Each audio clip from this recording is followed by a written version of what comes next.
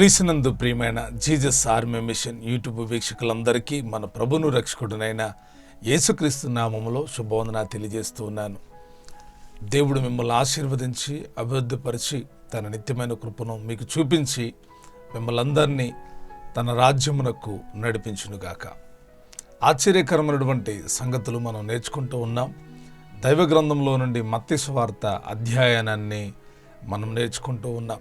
ప్రతిరోజు ఈ మత్తయి సువార్త ధ్యానిస్తూ ఉన్నాం. 6 నెలల్లో ఈ యొక్క క్రొత్త నిబంధన గ్రంథమంతా పూర్తి చేయాలనేటువంటి ఆసక్తితో ఈ యొక్క బైబిల్ స్టడీ కార్యక్రమం ప్రారంభించబడుతూ ఉంది. కాబట్టి ప్రతి ఒక్కరు ఆసక్తి కలిగి ఈ బైబిల్ స్టడీలో పాల్గొని దేవుని యొక్క ఆశీర్వాదాలు పొందుకోవాలని ప్రభు పేరట మీకు మనవి చేస్తూ ఉన్నాను. ప్రభు యొక్క రాకడ సూచనలు నేటికి మనకు కనబడతా ఉన్నాయి. ఏ దినాన ప్రభు వస్తాడో తెలియదు. కాబట్టి మనమందరం సిద్ధపడి ప్రభు రాకడలో ఉండాలి, ప్రభు యొక్క రాజ్యానికి చేరుకోవాలి. అందుకే ఈ బైబిల్ స్టడీ కార్యక్రమాలు, అందుకే ఈ భారభరితమైనటువంటి పరిచయను కొనసాగిస్తూ ఉన్నాం.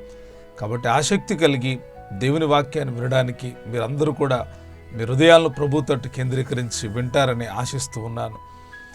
ఈ వాక్యాలు మీ హృదయంలో ఒక మంటను కలిగించి మీరు ఆధ్యాత్మికంగా వర్ధిల్లడానికి మీకు ఉపయోగపడతాయని ఆశిస్తూ ఉన్నాను. మీరు యేసు ప్రభు వారి గురించి లోతైన సత్యాలు తెలుసుకొని ప్రభు యొక్క రాకడలో మీరు కూడా నిలిచి ఉండాలి, మీ కుటుంబాలతో ప్రభు యొక్క రాకడలో చేరుకోవాలి అనేటువంటిదే ఈ తపన. నమ్మకమైన దాసులు తప్పకుండా ప్రభు రాజ్యంలో ఉంటారు, ప్రతిఫలాన్ని పొందుకుంటారు. గడిచిన అధ్యాయాలు మనం గమనించినప్పుడు నేను దినాన కలవరపడవద్దు అని యేసయ్య చెప్పాడు. నమ్మవద్దు, మోసపరచబడవద్దు, మెలకు కలిగి ఉండండి, సిద్ధపాటు కలిగి ఉండండి. మీరు అనుకున్న గడియలో నేను వస్తాను, కాబట్టి మీరు సిద్ధపాటు కలిగి ఉండండి అని యేసయ్య చెప్పారు. కాబట్టి సిద్ధపాటు మన జీవితాలకు చాలా ప్రాముఖ్యమైనది. ఈరోజు కూడా సిద్ధపడి ఉండండి, దేవుని వాక్యాన్ని నేర్చుకోండి, దైవ ఆశీర్వాదాన్ని పొందండి. ఈరోజు మన యొక్క ధ్యాన అధ్యాయం 25వ అధ్యాయం మత్తయి సువార్త. ఈ మత్తయి సువార్త 25వ అధ్యాయంలో ఉన్న ప్రాముఖ్యమైన సంగతులు మనం నేర్చుకుందాం. పరిశుద్ధాత్మ దేవుడు బోధించిన నాకు, వినుచున్న మీకు సహాయాన్ని అందించి మనల్ని నడిపించునుగాక. ఈ యొక్క మత్తయి సువార్త 25వ అధ్యాయంలో 46 వచనాలు ఉన్నాయి. 3 భాగములు. మొదటి భాగం 1 నుండి 13 వరకు 10 మంది కన్యకలను గురించిన ఉపమానం. రెండవ భాగం 14 నుండి 30 వరకు 10 తలంతులను గురించిన ఉపమానం. మూడవ భాగం 31 నుండి 46 వరకు ఆశీర్వదింపబడిన వారు, శపింపబడిన వారు. ఈ యొక్క 25వ అధ్యాయంలో 3 ప్రాముఖ్యమైన సంగతులు ఉన్నాయి. మన ఆధ్యాత్మిక జీవితాలకు ఎంత అవసరమైనటువంటి సంగతులు, మన ఆధ్యాత్మిక జీవితాన్ని పురుకెలిపేటువంటి, బలపరిచేటువంటి సంగతులు ఉన్నాయి. మనం ఒక్కొక్క భాగాన్ని ధ్యానిద్దాం. మొదటి భాగం 1 నుండి 13 వరకు. పరలోక రాజ్యము తమ దివిటీలు పట్టుకొని పెండ్లి కుమారుని ఎదుర్కొనుటకు బయలుదేరిన 10 మంది కన్యకలను పోలి ఉన్నది. వీరిలో 5 బుద్ధి లేనివారు, 5 బుద్ధి గలవారు.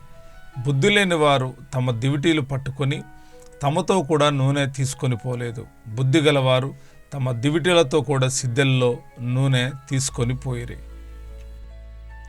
పెండ్లి కుమారుడు ఆలస్యము చేయగా వారందరూ కొనికి నిద్రించుచుండిరి. అర్ధరాత్రి వేళ ఇదిగో పెండ్లి కుమారుడు, అతన్ని ఎదుర్కొన రండి అని కేక వినబడెను. అప్పుడు ఆ కన్యకలందరూ లేచి తమ దివిటీలను చక్కపరిచిరి. కానీ బుద్ధి లేని ఆ కన్యకలు, మా దివిటీలు ఆరిపోవచ్చున్నవి గనుక మీ నూనెలో కొంచెము మాకీయుడని బుద్ధి గలవారిని అడిగిరి. అందుకు బుద్ధిగల కన్యకలు, మాకును మీకును ఇది చాలదేమో, మీరు అమ్మవారి యొద్దకు పోయి కొనుక్కొనుడని చెప్పిరి. వారు కొనబోచుండగా పెండ్లి కుమారుడు వచ్చెను. అప్పుడు సిద్ధపడి ఉన్నవారు అతనితో కూడా పెండ్లి విందుకు లోపలికి పోయిరి. అంతటా తలుపు వేయబడెను.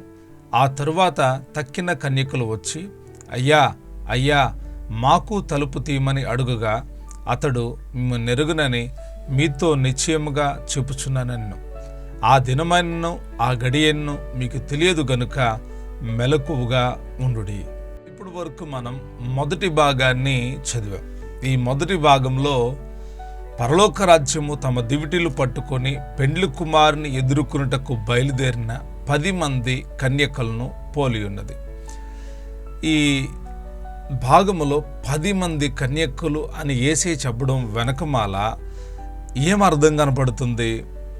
ఆయన కన్యకలు అని చెప్తే బాగుండేది. 10 మంది కన్యకలు అని చెప్పడం ఒక అర్థాన్ని చూపిస్తూ ఉంది. 10 అనేది దైవ గ్రంథంలో కొన్ని సందర్భాల్లో ఉపయోగించబడినటువంటి నెంబర్ అయి ఉంది. అయితే ఇక్కడ అంటాడు 10 మంది కన్యకులు బయలుదేరారంట. వీళ్ళు ఎందుకు? పెండ్లి కుమారుని ఎదుర్కొనుటకు బయలుదేరిన 10 మంది కన్యకులు.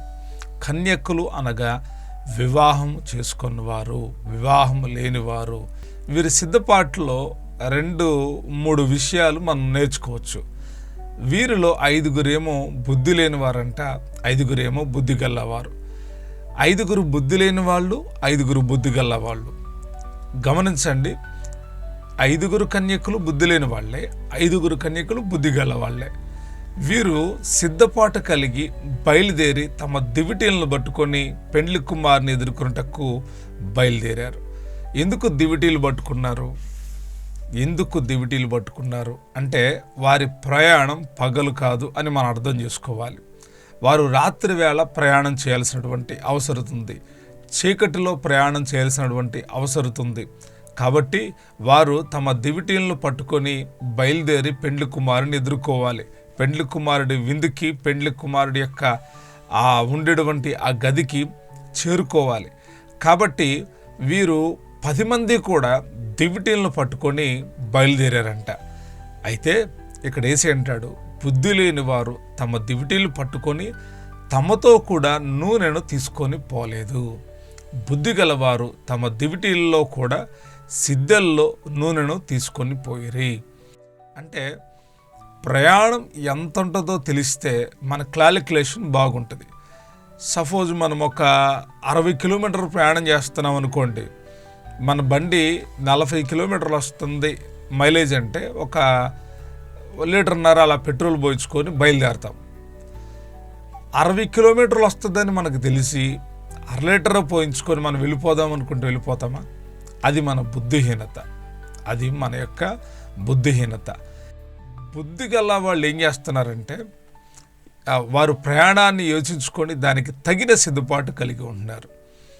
ఈ కన్యకల్లో 2 రకాలు, బుద్ధి గల వాళ్ళు, బుద్ధి లేని వాళ్ళు. వీరికి తేడా ఏంటంటే దివిటీల్ని 10 మంది పట్టుకున్నారు. దివిటీలు 10 మంది దగ్గర ఉన్నాయి, కానీ సిద్ధల్లో నూనె తీసుకొని పోయిన వాళ్ళు బుద్ధి గల వాళ్ళు, సిద్ధల్లో నూనె తీసుకొని వెళ్ళని వారు బుద్ధి లేనివారు. ఏం జరిగింది వీళ్ళు ఇలా వెళ్ళడం మూలాన అంటే పెండ్లి కుమారుడు ఆలస్యము చేయగా వారందరూ కునికి నిద్రించుచుండిరి. ఇక్కడ ఒక భాగాన్ని కూడా మనం గుర్తుంచుకోవాలి. పెండ్లి కుమారుడు ఆలస్యము చేయగా వారందరూ కునికి నిద్రించుచుండిరి అంటే రాత్రి వేళ అని చెప్పాను కదా, చీకట్లో ప్రయాణం. వారు చాలా దగ్గరికి వెళ్ళారు. ఇంకా పెండ్లి కుమారుడు యొక్క శబ్దం కానీ, పెండ్లి కుమారుడు వస్తున్నట్టుగా కానీ వారికి సమాచారం రాలా. కాబట్టి వాళ్ళు ఏం చేశారంటే కునికి నిద్రించుచుండిరి. నిద్రించడం వేరు, కునికి నిద్రించడం వేరు. కునికి నిద్రించడం అంటే అలా కళ్ళు మూసి అలాగా అంటే అబ్జర్వేషన్ చేస్తా నిద్రపోవడం. కునికి నిద్రపోవడం అంటే కొంతమందిని అప్పుడప్పుడు అడగండి, ఏం నిద్రపోతున్నావు అంటే నేను నిద్రపోవట్లేదు, జస్ట్ అలా కళ్ళు మూసి అని అంటారు. కునికి నిద్రిస్తూ ఉన్నారు. జరిగిన సంగతి ఏంటంటే వీళ్ళు నిద్రపోయిన టైం మొదలుకొని అర్ధరాత్రి వేళ పెండ్లి కుమారుడు వచ్చాడంట. ఒక శబ్దం వినబడుతుంది, ఇదిగో అతన్ని ఎదుర్కొన్న రెండనే కేక వినబడింది. అప్పుడు కన్యకలందరూ లేచి, ఎంతమంది కన్యకలు?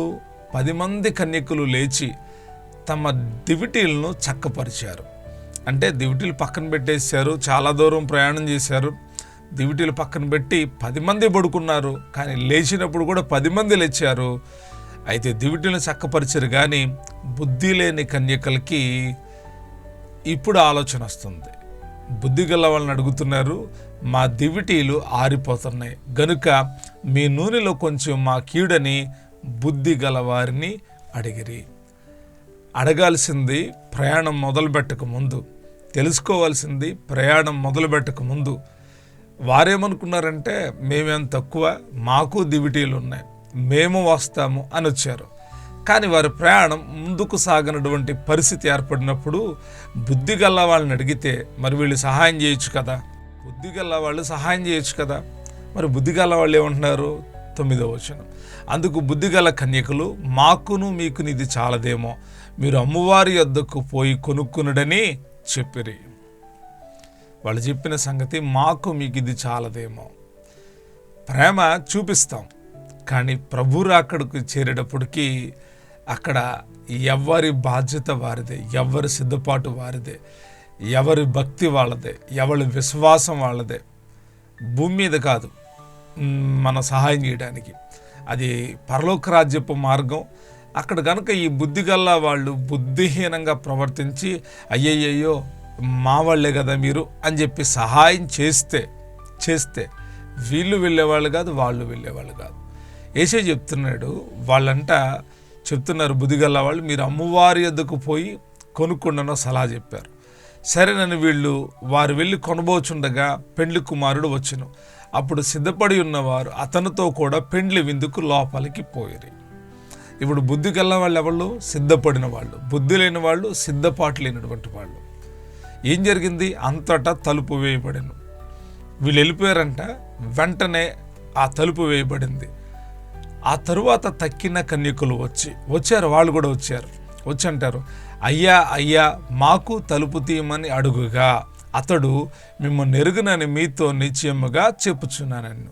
ఒక మాట చెప్తున్నాడు, అసలు మీరెవళ్ళో నాకు తెలియదు, మిమ్మల్ని ఎరగను నేను అని చెప్తున్నాడు.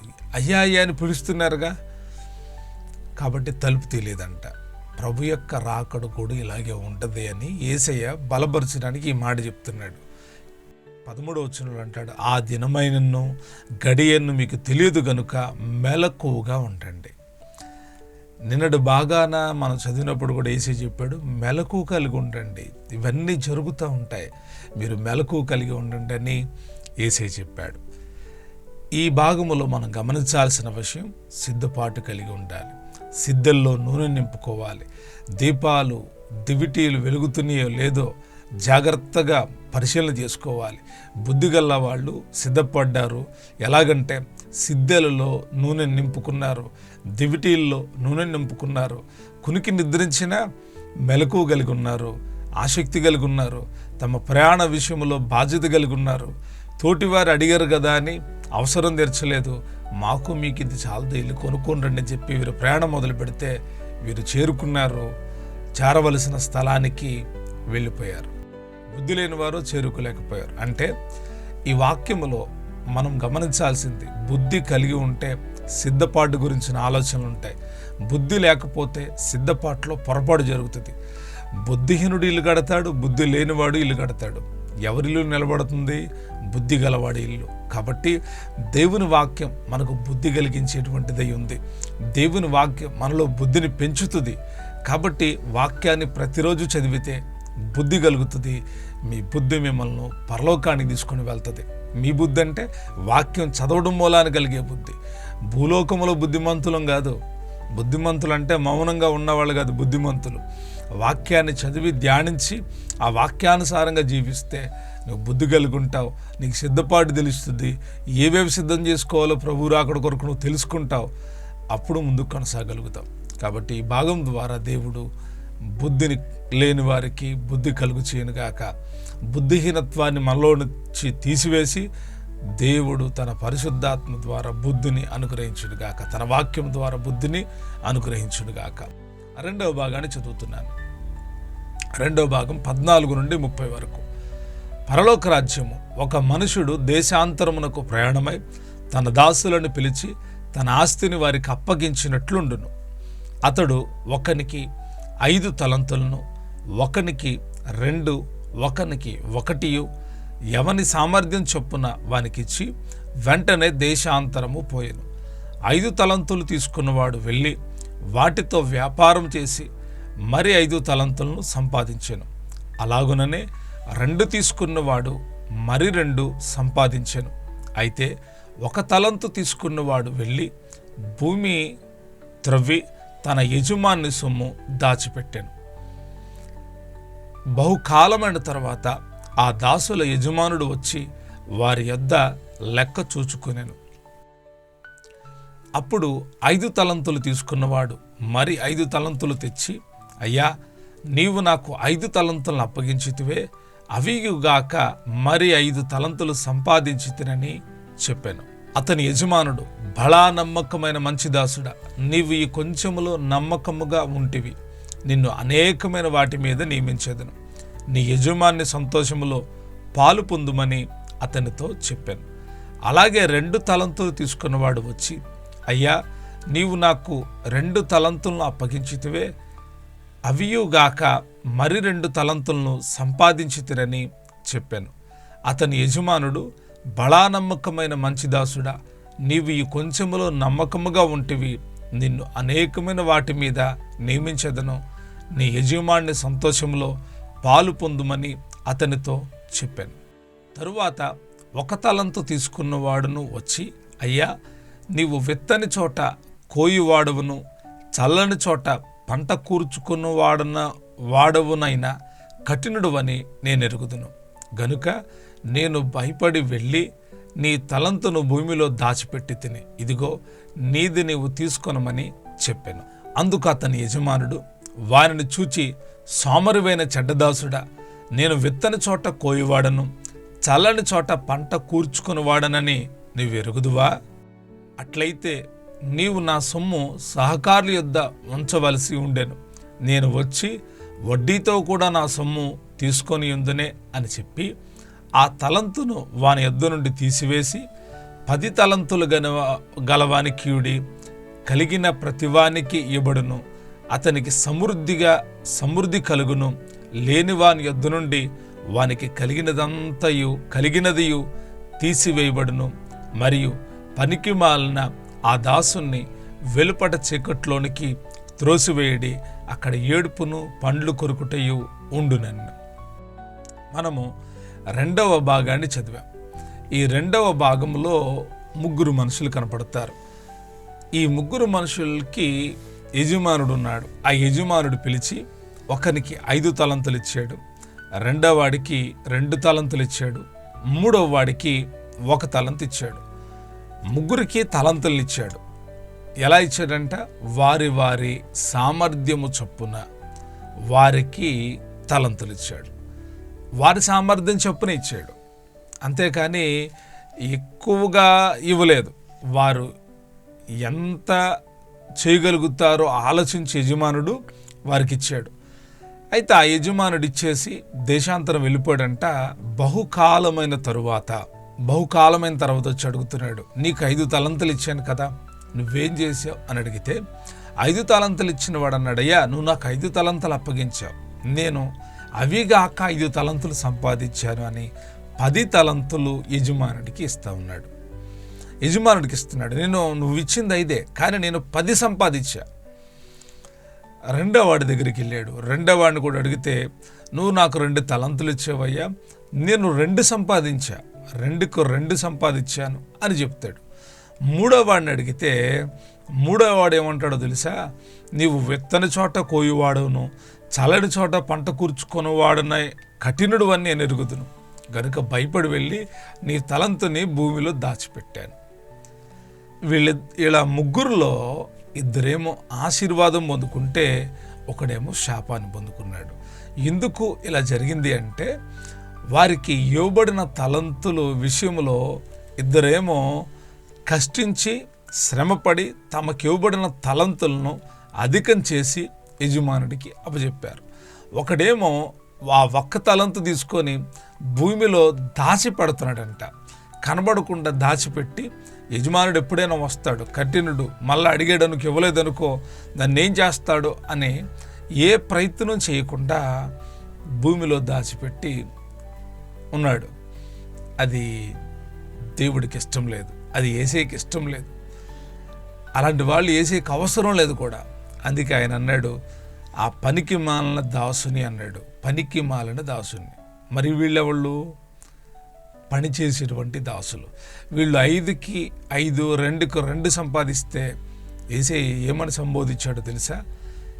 బలా నమ్మకమైన మంచి దాసుడా, నీవు ఈ కొంచెములో నమ్మకంగా ఉంటివి, నిన్ను అనేకమైన వాటి మీద నియమించదను, నీ యజమాని సంతోషములో పాలు పొందుమని అతనితో చెప్పాను. అదే మాట 2 తలంతులు సంపాదించిన వాడికి కూడా యేసే తెలియజేశాడు. అయితే ఇక్కడ గమనించాల్సిన విషయం ఏంటంటే, ఈ 1 తలంతు ఉన్నవాడి తలంతు తీసుకొని వెళ్ళి 10 తలంతులు సంపాదించిన వాడికి ఇచ్చేసి ఇతన్ని ఎక్కడేమంటున్నాడు తెలుసా? ఆ దాసుని వెలుపట చీకట్లోనికి త్రోసివేయండి. గడిచిన అధ్యాయాల్లో ధ్యానం చేసినప్పుడు ఎక్కడ మనం చూస్తామంటే, పెండ్లి విందుకి అనేకులు తీసుకురాబడితే పెండ్లి వస్త్రం లేకుండా వచ్చిన వాడిని గురించి యేసే చెప్తాడు. వీడిని తీసుకెళ్ళి వెలుపట చీకట్లో త్రోసివేయండి, అక్కడ ఏడుపును పండ్లు కొరుకుటయు ఉండునని చెప్తాడు. ఈ వాక్య భాగం ద్వారా మనం నేర్చుకోవాల్సింది, దేవుడు మీకు ఇచ్చిన తలంతుల విషయంలో జాగ్రత్త కలిగి ఉండండి. దేవుడిచ్చేటువంటి తలంతులు వేరు, భూలోకంలో మనకుండే తలంతులు వేరు. భూలోకంలో ఉన్న మన తలంతుల ద్వారా దేవుని పరిచర్య చేయగలమా? చేస్తాం. అలాగే దేవుడు మనకిచ్చే తలంతుల ద్వారా మనము దేవుడికి లెక్క అప్పచెప్పవలసి ఉంది. దేవుడిచ్చే ప్రతి తలంతును బట్టి మనం లెక్క అప్పచెప్పాలి. దేవుడు నీకు ఎన్ని ఇచ్చాడో దానికి ప్రతిగా నువ్వు ఏం చేయగలుగుతున్నావు? దాన్ని దాచిపెట్టేసేసి, ఎవరికి కనబడకుండా దాచిపెట్టి యజమానుడు వస్తాడులే అప్పుడు ఇద్దాంలేని అలా నిర్లక్ష్యత ఉన్నావా? అలాగుండవద్దు. ఆయనకి పని చేసేవాళ్ళంటే ఇష్టం, పరిచర్య చేసేవాళ్ళంటే ఇష్టం, సంపాదించాలని ఆశ కలిగిన వాళ్ళంటే ఆయనకి ఇష్టం. సోమరిపోతులు ఆయనకి ఇష్టం లేదు. గుర్తుపెట్టుకుంటున్నారా? పనికి మాలిన వాళ్ళు ఆయనకి ఇష్టం లేదు. ఆయన పిల్లలు సంపాదించాలి, నేర్చుకోవాలి. సంపాదించడం, 5కి 5 సంపాదించడం, 2కి 2 సంపాదించడం, ఒకటికి ఒకటే. ఒక తలంతే ఉంది కానీ ఇంకొక తలంతు సంపాదించు, ఇస్తాడు ఆయన. నువ్వు సంపాదించాలని ఆసక్తి ఉంటే త్రోవ చూపిస్తాడు ఆయన. పని చేయాలనుకుంటే చాలా మార్గాలు ఉంటాయి. నాకు బద్ధకం ఉందంటే మార్గం కనిపించినా వెళ్ళలేం. గుర్తుంచుకోండి, ఈ భాగం పనిచేసిన వాళ్లకు ప్రతిఫలం దొరుకుతుందనే అద్భుతమైన విషయాన్ని మనకు నేర్పిస్తూ ఉంది. 3వ భాగం 31 నుండి 46 వరకు. తన మహిమతో కూడా మనిషి కుమారును, ఆయనతో కూడా సమస్త దూతలను వచ్చినప్పుడు ఆయన తన మహిమ గల సింహాసనము మీద ఆసీనుడై ఉండును. అప్పుడు సమస్త జనములు ఆయన ఎదుట పోగు చేయబడుదురు. గొల్లవాడు మేకల్లో నుండి గొర్రెలను వేరుపరచినట్లు ఆయన వారిని వేరుపరిచి తన కుడివైపున గొర్రెలను, ఎడమవైపున మేకలను నిలువబెట్టును. అప్పుడు రాజు తన కుడివైపున ఉన్నవారిని చూచి, నా తండ్రి చేత ఆశీర్వదించబడిన వారులారా రండి, లోకము పుట్టినది మొదలుకొని మీ కొరకు సిద్ధపరచబడిన రాజ్యమును స్వతంత్రించుకొనుడి. నేను ఆకలిగొంటిని, మీరు నాకు భోజనము పెట్టితరి. దప్పిగొంటిని, నాకు దాహమిచ్చితరి. పరదేశినయుంటిని, నన్ను చేర్చుకొంటిరి. దిగంబరినయుంటిని, నాకు బట్టలిచ్చితరి. రోగినయుంటిని, నన్ను చూడవచ్చితరి. చెరసాల్లో ఉంటిని, నా యొద్దకు వచ్చితరని చెప్పును. అందుకు నీతిమంతులు, ప్రభువా, ఎప్పుడు నీవు ఆకలిగొని ఉండుట చూచి నీకు ఆహారం ఇచ్చితిమి, నీవు దప్పికొని ఉండుట చూచి ఎప్పుడు దాహమిచ్చితిమి, ఎప్పుడు పరదేశివై ఉండుట చూచి నిన్ను చేర్చుకుంటిమి, దిగంబరవై ఉండుట చూచి బట్టలిచ్చితిమి, ఎప్పుడు రోగివై ఉండుటయన్ను, చెరసాల్లో ఉండుటయన్ను చూచి నీ యొద్దకు వచ్చితమని ఆయనను అడిగెదరు. అందుకు రాజు, మిక్కిలి అల్పులైన ఈ నా సహోదరుల్లో ఒకరికి మీరు చేసితిరి గనుక నాకు చేసితిరని నిశ్చయముగా మీతో చెప్పుచున్నానని వారితో అనను. అప్పుడు ఆయన ఎడమవైపు నుండి వారిని చూచి, శపింపబడిన వారులారా, నన్ను విడిచి అపవాదికిని వాని దూతలకును సిద్ధపరచబడిన నిత్యాగ్నిలోనికి పోవుడి. నేను ఆకలిగొంటిని, మీరు నాకు భోజనము పెట్టలేదు. దప్పిగొంటిని, మీరు నాకు దాహమియలేదు. పరదేశినయుంటిని, మీరు నన్ను చేర్చుకొనలేదు. దిగంబరినయుంటిని, మీరు నాకు బట్టలియలేదు. రోగినై చెరసాల్లో ఉంటిని, మీరు నన్ను చూడరాలేదని చెప్పును. అందుకు వారు, ప్రభువా, మేమెప్పుడు నీవు ఆకలిగొని ఉండుటైన్ను, దప్పికొని ఉండుటైన్ను, పరదేశి ఉండుటైన్ను, దిగంబరివై ఉండుటైన్ను, రోగువై ఉండుట, చెరసాల్లో ఉండుటైన్ను చూచి నీకు ఉపచారము చేయకపోతామని ఆయన అడిగెదరు. అందుకైనా మిక్కిలి అల్పులైన వీరిలో ఒక్కనికైనను మీరు చేయలేదు గనుక నాకు చేయలేదని మీతో నిశ్చయముగా చెప్పుచున్నానని వారితో అనును. వీరు నిత్య శిక్షకును నీతిమంతులు నిత్య జీవమునకును పోవుదురు.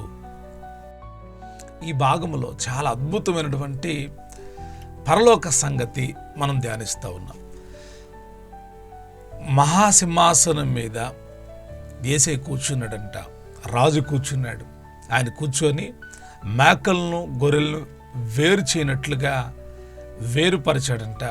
కుడివైపు ఉన్న వాళ్ళని చూసి అంటాడు కదా, రండి నా తండ్రి చేత ఆశీర్వదించబడిన వారులారా, లోకము పుట్టినది మొదలుకొని మీ కొరకు సిద్ధం చేయబడిన రాజ్యాన్ని స్వతంత్రించుకోండి అని ఆయన పిలుస్తూ ఉన్నాడు.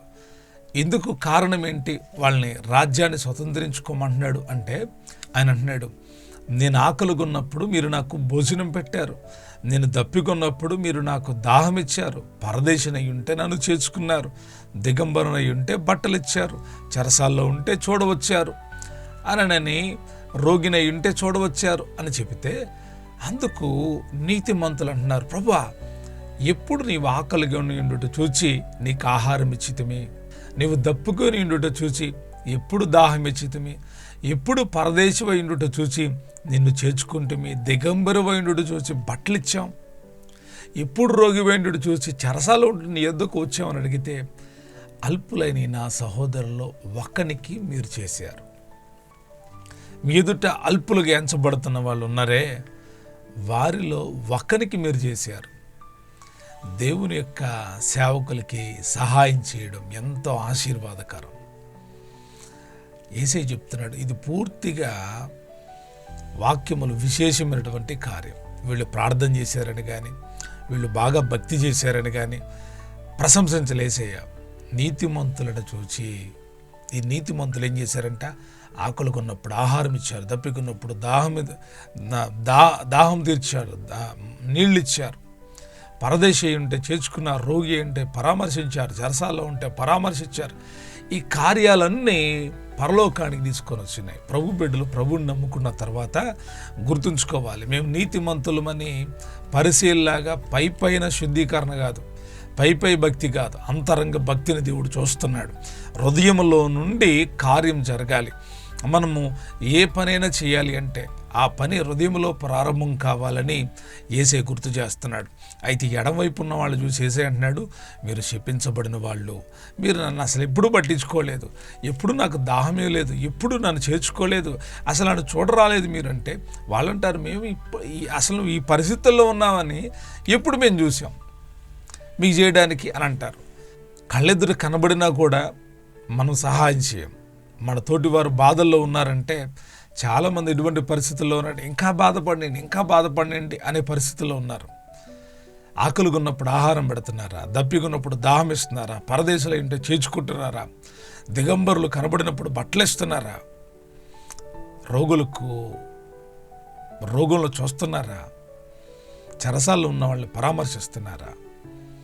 అలా చేయకపోతే నిత్యరాజ్యానికి చేరలేమని యేసే చెప్తున్నాడు. వీరెక్కడికంట నిత్య శిక్షకు అప్పగించబడ్డారు.